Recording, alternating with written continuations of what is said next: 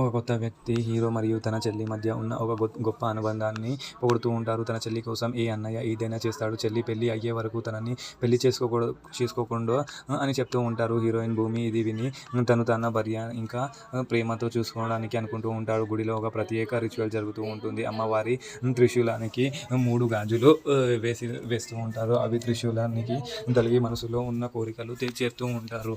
ఇక భూమి గుడిలో చాలా ఎమోషనల్గా ఏడుస్తూ ఉంటుంది. నాకు ఊహ తెలిసినప్పుడు కన్న తల్లినే పెంచిన తల్లి తండ్రులని దూరం చేశావు, ఇప్పుడు కన్న తండ్రిని కూడా దూరం చేస్తున్నావు అని దేవుణ్ణి మొక్కుకుంటూ నిలదీసి చెప్తూ ఉంటుంది.